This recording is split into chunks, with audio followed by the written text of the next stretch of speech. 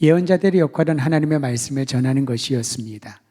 특히 부패하고 하나님을 거역한 이들에게 하나님의 뜻이 무엇인지, 그 뜻은 죄를 뉘우치고 돌이켜 하나님께로 돌아와라.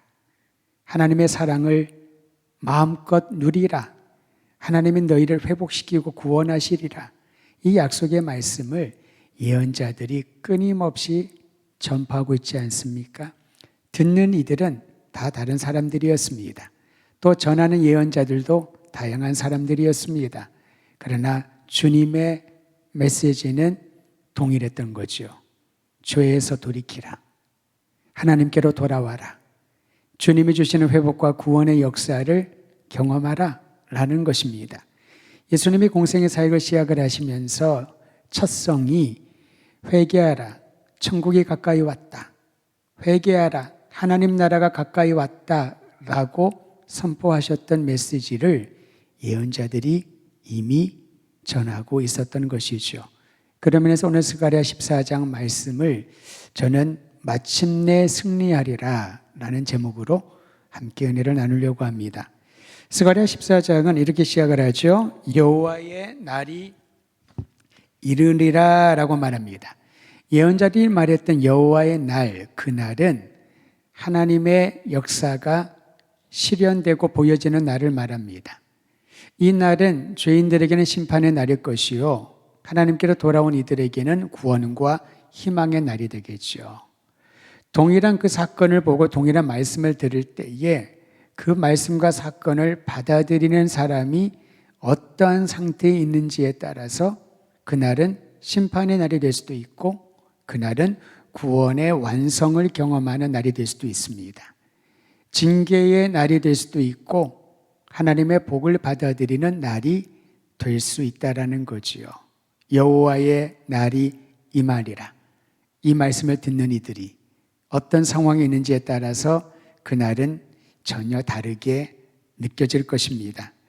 그런데 오늘 14장 말씀에 보면요, 여호와의 날은 예루살렘 성읍에 집중하고 있습니다.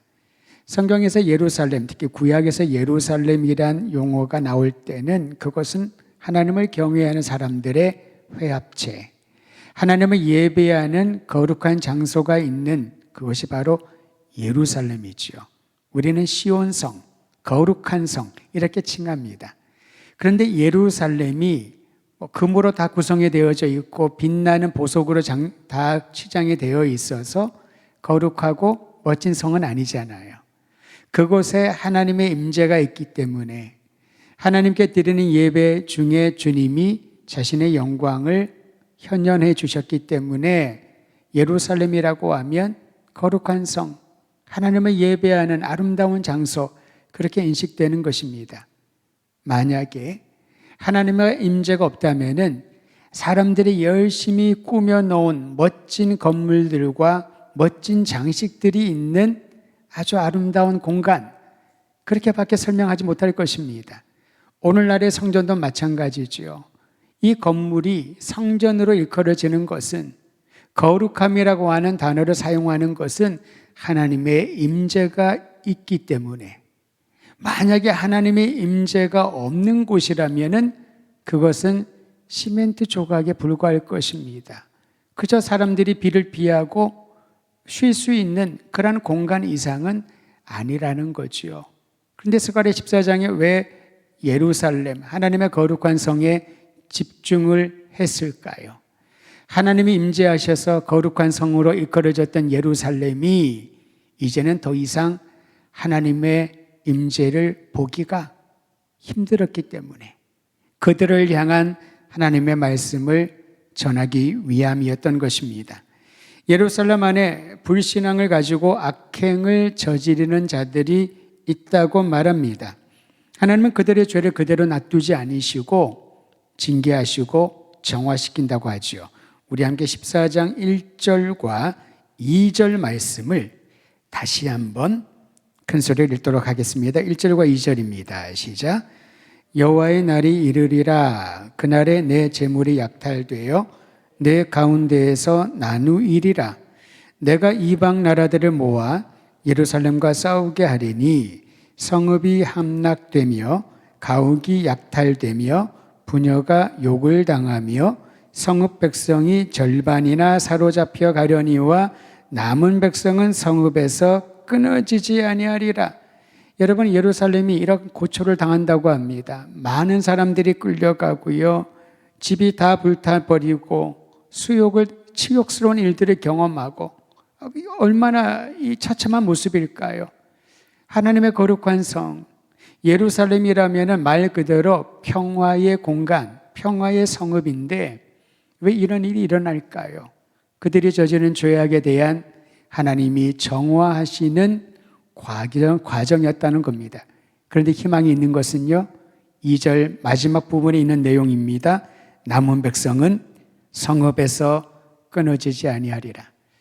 우리는 여기에서 하나님이 징계를 하시는 분명한 목적을 발견합니다. 이 목적은 반복됩니다. 죄를 미워하시는 하나님이 그 죄를 없이 하시려고 심판의 회초리를 드시지만은 주님의 의도는 이 기회에 예루살렘을 완전히 싹쓸이해버리고 새로운 성읍을, 새로운 어떤 사람들을 가지고 새로운 시작을 하겠다. 그게 아니라는 겁니다. 남겨진 자들이 있다라는 거죠. 바벨론 포로로 잡혀갔을 때도 남겨진 사람들이 있었습니다. 남은 자들이 있었습니다. 사람들이 보기에는 그저 운이 좋아서 내가 이 땅에 남았겠지, 포로로 안 잡혀갔겠지, 또는 바벨론의 기준에 나는 끌려갈 그런 상황이 아니었겠지, 여러 가지 이유를 본인들은 생각했을 겁니다. 그런데 하나님의 관점에서는 그들을 남은 자, 남겨진 자라고 말합니다. 그 숫자가 얼마인지 중요하지 않습니다. 남은 자를 통하여, 때로는 남겨진 자들이 무엇인가 좀 부족해 보일 수도 있고요, 또는 인생의 패배자처럼 느껴질 수 있겠지만은 하나님은 그 남은 자들을 통하여 회복의 역사를 이루어 주신다는 거죠. 요즘은 그런 용어를 쓰지 않습니다만은 저희가 학창 시절에 나머지 공부 그런 게 있었잖아요. 누가 나머지 공부를 합니까? 학습에 조금 미진한 친구들을 남겨서 도와주는 의미에서 잘 못 따라가니까요. 애들이 7, 80명 되니까 학습 능력도 다 다르고 선생님 혼자 아이들을 다 가르치는 게 어렵잖아요. 그래서 좀 점수가 안 좋거나 학습이 미진한 아이들을 남겨서 공부를 더 하자. 좋은 의도인데요, 그 용어가 나머지 공부하는 애들, 그냥 뭔가 좀 덜 떨어진 것처럼 보이는 느낌이 있어서 그런지 남아서 공부하는 나머지 공부 친구들은 굉장히 그 사실을 숨기려고 하지요. 요즘 아이들에게는 그런 의도가 아니라 어쨌든 학교에서 더 많은 시간을 보내고 또 아이들에게 추가로 또 재능이라든가 취미 같은 활동을 하기 위하여 수업을 연장하거나 신청을 받지 않습니까? 그런데 예전에는 그런 의도는 아니었죠. 그래서 나머지 공부라고 하는, 남겨졌다고 하는 것은 뭔가 다 하고 찌꺼기처럼, 보잘것이 없는 꼬투리처럼 그런 어떤 존재를 생각을 한다는 겁니다. 여러분, 김밥에도 보면은 김밥 몸통이 있고 꼬투리가 있잖아요. 뭐가 더 맛있던가요? 꼬투리가 맛있다고 해요. 왜 그러냐면은 거기는 모양은 조금 예쁘지는 않지만은 거기에 재료들이 나와 있는 것이, 그래서 어떤 분들은 이 아이디어를 가지고 김밥을 판매할 때 꼬투리 김밥이라고, 김밥을 하나를 말아야 2개밖에 나오지 않는데 그런 아이디어를 내더라고요. 하물며 성경에서는 이러한 어떠한 상업적인 목적으로 또 사람들의 이미지 개선을 위해서 나머지를 다르게 사용하지는 않습니다. 성경에서 말하는 남은 자, 남겨진이라고 하는 것은 희망을 의미합니다. 세상의 눈으로는 무엇인가 부족하고 세상의 관점으로는 무엇인가 조금 덜 떨어진 것처럼 보이지만은 하나님은 그 남은 자들을 통하여 희망의 메시지를 전하고 싶다고 합니다. 근데 그 남은 자들은 이름을 나타내지 않습니다. 어떻게 보면 익명의 사람들, 남은 자들, 그 단어에 다 포함되어져 있죠. 그런데 그 남은 자들이 없었더라면 하나님이 주시고자 하는 희망은 전달되기가 어려웠을 겁니다. 예루살렘의 죄악으로 인하여 타락과 불신앙에 대하여 하나님은 그들이 치욕을 느낄 정도로 징계하시지만은 남겨진 자들이 있으리라. 그들을 통한 희망의 역사를 써내려가기를 원하시는 겁니다. 저는 우리 더드림 교회가 우리 모든 성도들이 내 삶 가운데 또는 이 사회 가운데 남은 자의 역할을 할 수 있는 희망을 품고 희망을 전하는 하나님의 거룩한 통로가 되기를 소망하며 준비하시기를 바랍니다. 우리가 주목할 부분은 하나님께서 이 남은 자들을 사용하시는데 그들이 어떠한 강한 군사가 되어서 힘을 발휘할 수 있도록 기다리는 것이 아니라 하나님이 그의 백성을 위하여 직접 나가 싸우신다라는 말씀을 기록하고 있습니다. 즉 남은 자들은 하나님이 직접 싸우시는 것을 보고 듣고 증거하는 증인의 역할을 감당하게 될 것을 오늘 말씀을 통하여 우리는 암시받게 되죠. 우리 함께 14장 3절 말씀 같이 읽도록 하죠. 3절 전에는 남은 백성은 성읍에서 끊어지지 아니하리라 라고 마치면서 3절로 들어갑니다. 3절 같이 읽겠습니다. 시작. 그때 여호와께서 나가사 그 이방 나라들을 치시되 이왕의 전쟁 날에 싸운 것 같이 하시리라. 여러분 전쟁에 나가면은 일단 싸워야 되잖아요. 싸우는 이유는 무엇입니까? 이기려고 싸우는 거죠.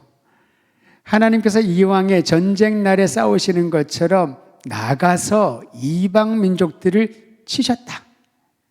저는 구약 성경에 참 흥미로운 부분이 바로 이런 내용이라고 봅니다. 모세가 이스라엘 백성들을 이끌고 애굽에서 나왔을 때 진퇴양난의 상황에 처했을 때 하나님이 모세를 통하여 이스라엘 백성들에게 전하라고 합니다. 여호와께서 너희를 위하여 싸우시리니 너희는 잠잠히 있을지어다. 모세의 계승을 받은 여호수아가 새로운 세대를 이끌고 가나안 땅에 들어갈 때 요단을 건너야 되죠. 두려워하고 막막해하는 이들에게 하나님께서 여호수아를 통하여 말씀하십니다. 모세에게 했던 말과 같은 내용입니다. 여호와께서 너희를 위하여 싸우실 것이다. 물론 그 싸움의 현장에 적들과 맞대는 이들은 이스라엘 백성들이었습니다. 그러나 그 이스라엘 백성들에게 승리에 대한 확신과 승리할 수 있는 전투에 친히 나가서 싸우시는 분은 하나님이심을, 여호와 하나님이심을 그들에게 확증시켜 줬던 거죠. 오늘도 마찬가지입니다.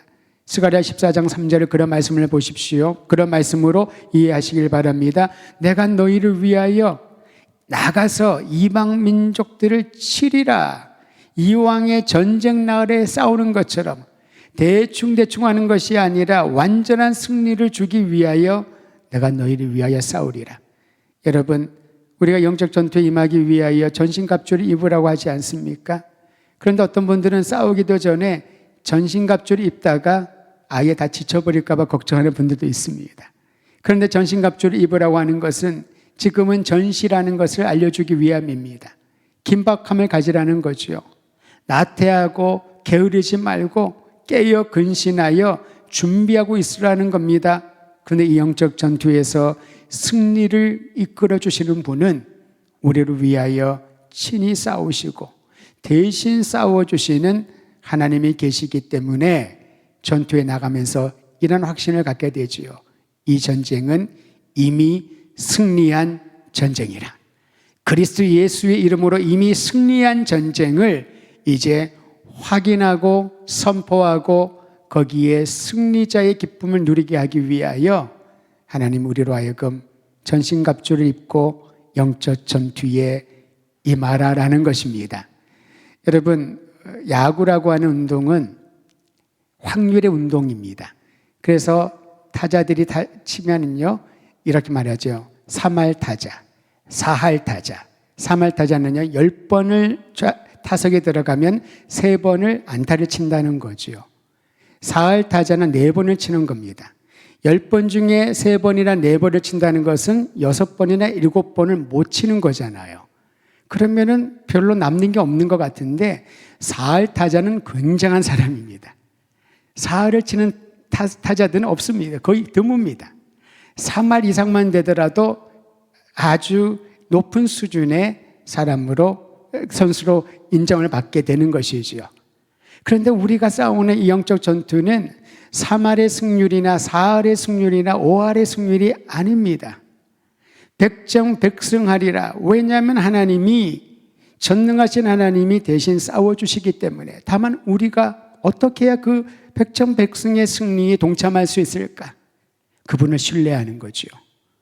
하나님을 신뢰하는 믿음으로 우리는 그 이미 승리한 전쟁에 동참하여 주님이 주시는 기쁨을 얻어먹고 즐거워하며 감사하게 하는 것입니다. 그러므로 여러분, 영적 전투에 임하는 성도들이요, 두려워하고 불안하지 말고 우리를 위하여 나가서 모든 대적들과 친히 싸워 승리케 하시는 하나님 한 분만을 의지하고 높여드리며 나가기를 주의 이름으로 축원드립니다. 이처럼 하나님이 함께 하시면 새로운 차원의 날을 맞이하게 되는데요, 그것은 주님과 함께하는 기쁨입니다. 오늘 말씀 14장 5절 하반절을 보십시오. 14장 5절 하반절 제가 읽어드리죠. 5절 전체를 제가 한번 읽어드립니다. 그 산골짜기는 아셀까지 이를지라 너희가 그 산골짜기로 도망하되 유다왕 우시야 때에 지진을 피하여 도망하던 것 같이 하리라. 굉장히 힘들고 긴박한 상황이지요. 그런데 나의 하나님 여호와께서 임하실 것이라. 지진을 피하여 도망하는 그 순간에도 하나님이 임하여 주실 것이다. 모든 거룩한 자들이 주님과 함께 하리라. 지진이 나고 전투에서 모든 대적들이 공격하며 쫓겨다니는 그 순간에도 계속해서 희망을 품습니다. 왜냐하면 여호와 하나님이 그곳에 그들과 함께하기 때문에. 비록 현실은 패배하는 것처럼 보이지만은 이것은 일순간의 패배요, 일순간에 뒤로 물러난 뿐이지 진정한 승리는, 마침내 승리는 하나님이 주실 것이다. 하나님이 너희와 함께하리라. 이 말씀으로 위로하고 계시는 거지요. 저는 우리 모든 성도들이 험난한 세상살이, 예기치 않은 수많은 고비와 위기들을 넘어갈 때마다 바로 그 외길에서 여전히 우리와 함께 하시고 거룩한 믿음의 백성들이 한 마음으로 기도하는 이 놀라운 경험이 이어질 때 결코 그 자리에 주저앉거나 물러서지 않고 그 외길을 통과하여 주님이 예비하신 영광스러운 길에 들어갈 줄 믿으시기를 바랍니다. 그날이 오면, 하나님이 함께 하시는 그 날에는 새로운 차원을 경험할 것인데, 그날에 하나님은 승리자요 홀로 높임을 받게 될 것이다 라고 선언하고 있습니다. 우리 함께 스가랴 14장 9절 말씀은 같이 읽도록 하죠. 하나님이 함께 하시고 승리를 주신 그날이 되면, 9절입니다. 시작. 여호와께서 천하의 왕이 되시리니 그날에는 여호와께서 홀로 한 분이실 것이요 그의 이름이 홀로 하나이실 것이라. 그 말은요, 수많은 이름의 신들이 즐비하고 수많은 이름의 종교들이 여기저기에 흩어져서 사람들을 끌어들입니다. 이 신이 능력 있는 신이다. 이 길이 살 길이다. 수많은 눈에 보이는 통치자들이 내 앞에 무릎 꿇고 머리를 조아리면 내가 너의 미래를 보장해 주겠다. 수많은 좋은 말들로 우리의 마음을 끌어들이려고 할 것입니다. 그러나 하나님만이 유일한 구원자여 만왕의 왕이시요 홀로 한 분이신 아버지이심을 선포하게 될 것이다.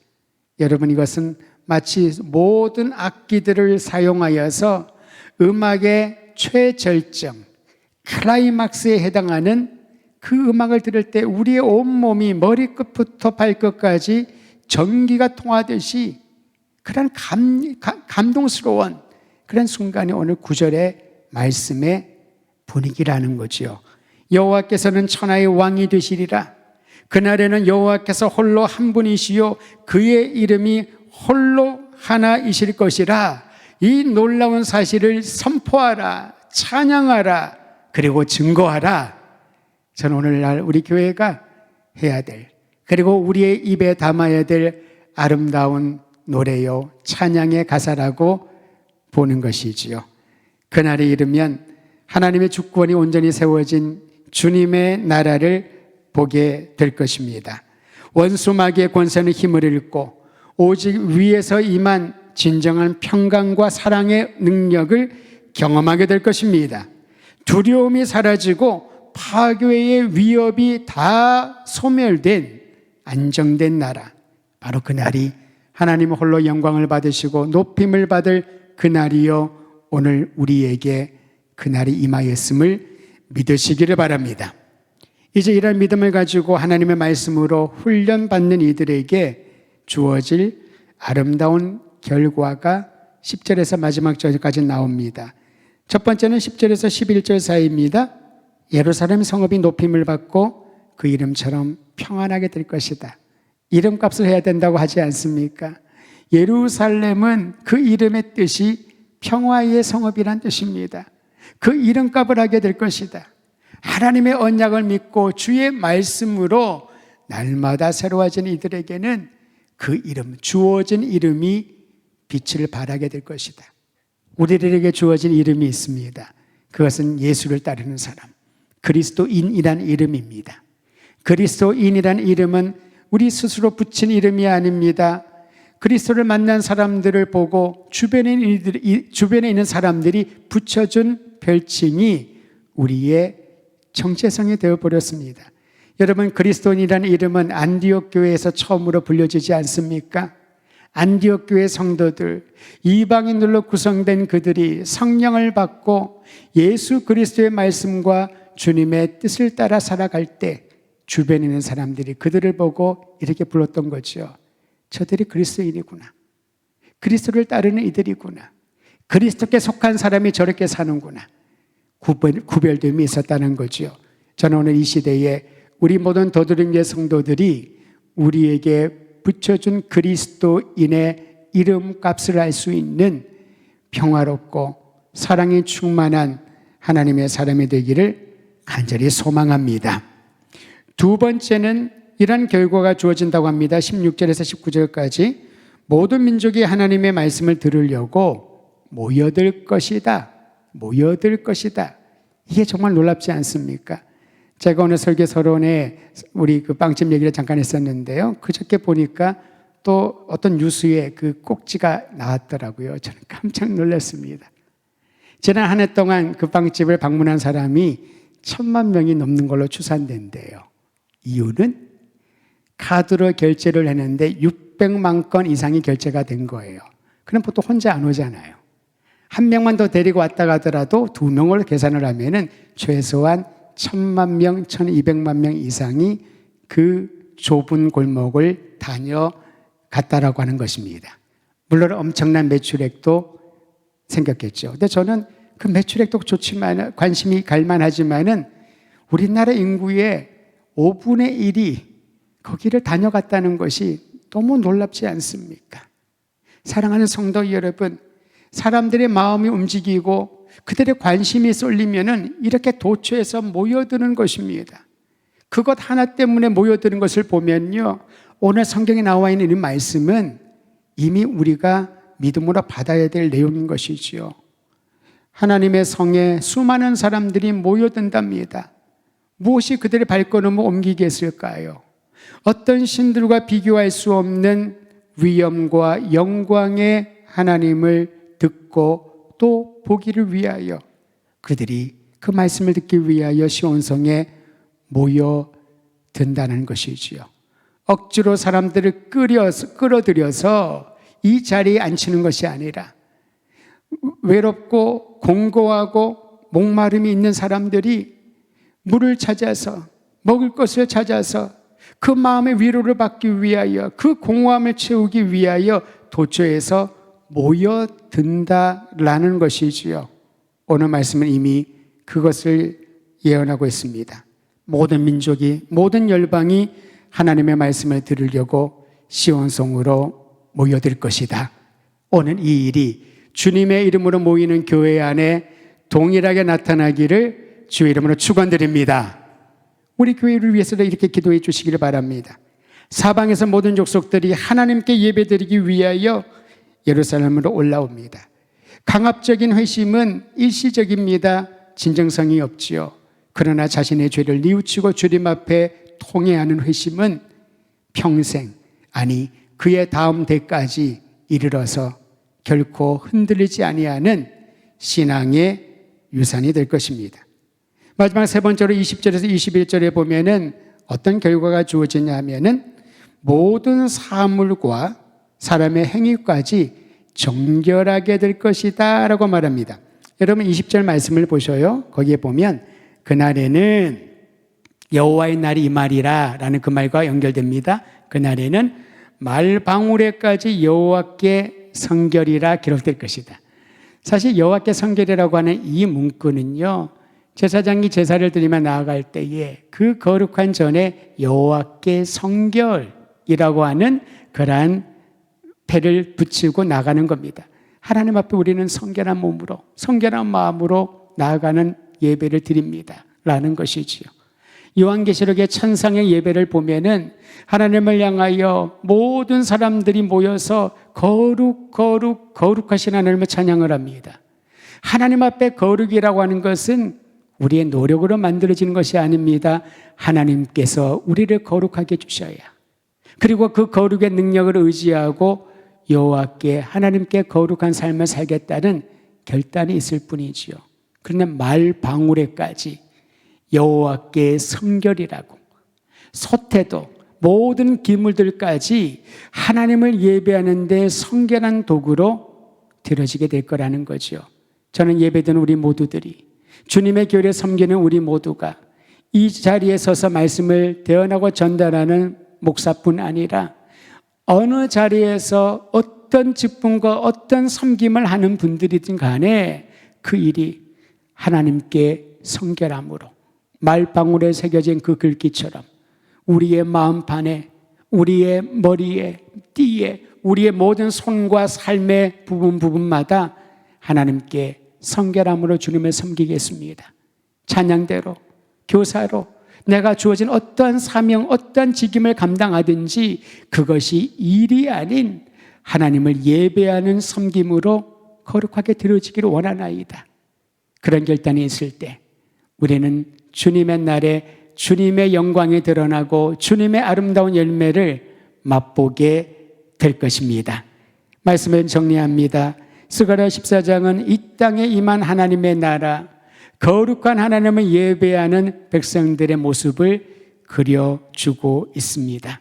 그 나라는 하나님의 영광이 드러나고 하나님 홀로 한 분만 높임을 받는 나라입니다.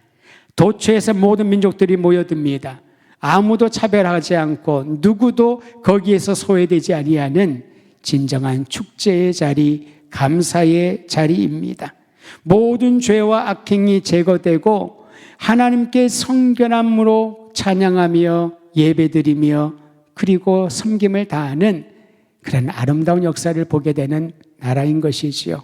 이 나라의 아름다움이 우리 교회 안에, 우리 성도들의 삶 가운데, 그리고 우리 모든 주의 백성들의 발걸음이 닿는 곳마다 나타나기를 간절히 소망하십시다.